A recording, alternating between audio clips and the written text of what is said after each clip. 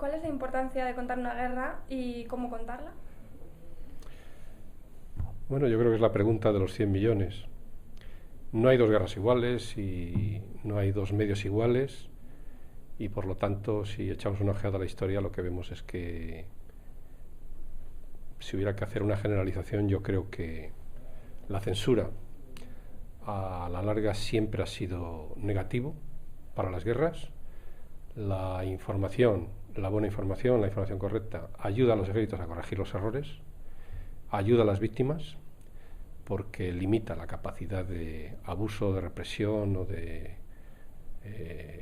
crímenes de guerra. Y da igual, si empezamos por Crimea y acabamos por Afganistán, Irak hoy, siempre ha sido lo mismo, ¿no? De manera que si no hay quien lo cuente y si no hay, sobre todo, periodistas con un mínimo de independencia y de neutralidad, para contar lo que ven sin dejarse arrastrar por la propaganda de los beligerantes, el riesgo de abuso se multiplica. Esa es la clave. ¿Y existe la información objetiva, desinteresada? Todos los medios de comunicación tienen líneas editoriales que tienen que respetar a la hora de cubrir un conflicto bélico. Nada nuevo bajo el sol. Claro que todos los medios tienen unos intereses y detrás pues hay un empresario o hay un grupo de poder y de interés. Dicho eso, yo siempre he defendido la información honesta.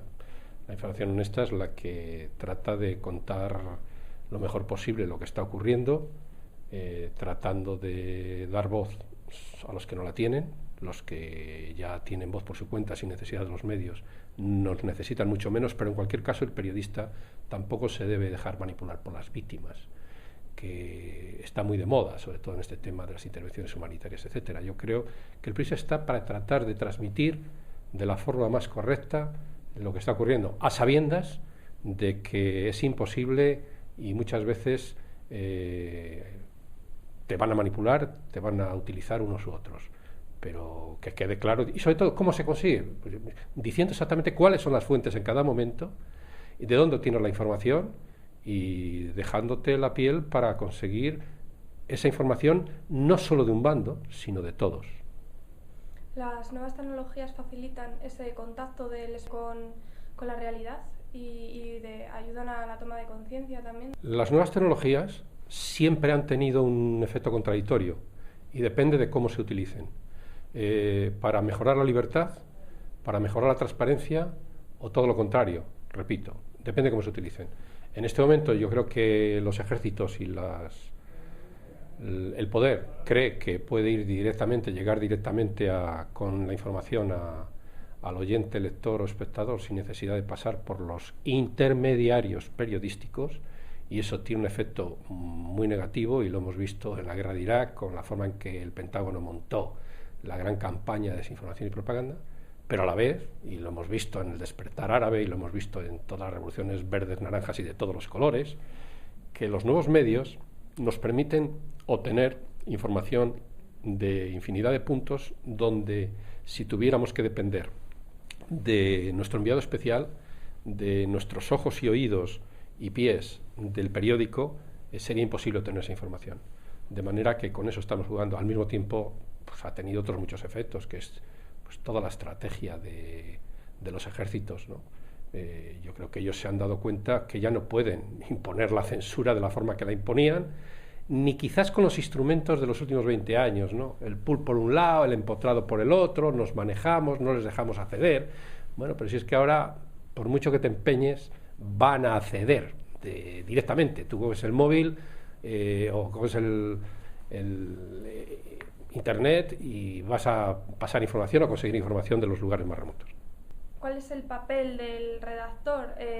Usted ha dicho que el periodista es muchas cosas y entre ellas es el legitimador de los acontecimientos. Entonces, ¿es importante el papel del periodista para legitimar una guerra? Es fundamental. Es decir, las democracias son básicamente regímenes o sistemas de opinión pública desde el siglo XIX, ¿no? Y repito, las democracias. Los dictadores, si no siguen también, si se enfrentan o actúan en contra de la opinión mayoritaria del público, acaban pagándolo. No quiero decir que los dictadores no tengan que tenerlo en cuenta, pero en cualquier caso, los que responden a las urnas cada 4 o 5 años y si hay elecciones adelantadas antes, no tienen más remedio que tener en cuenta esa opinión pública. Por lo tanto, hacen un esfuerzo increíble, gigantesco, enorme, por ganarse esa opinión pública a favor de lo que consideran que hay que hacer o lo que ya han decidido hacer. Y lo vemos antes de cada guerra.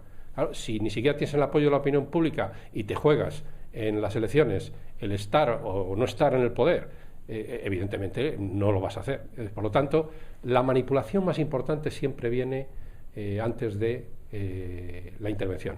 Una vez que ya empieza la intervención, y de esto se habla infinidad de veces, se puede informar mal o regular, pero la clave, el condicionante fundamental de la información es el campo de batalla, es lo que se hace sobre el terreno.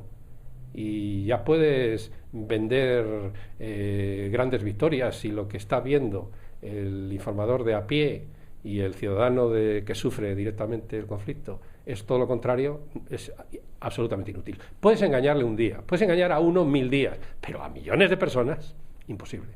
Usted ha dicho que en el Departamento de Defensa había 3000 profesionales dedicados a la comunicación, ¿no?, de la defensa estadounidense, y sin embargo pues la guerra en Afganistán se ha perdido por la opinión pública, la desfavorable opinión pública, o al menos algunos dicen eso.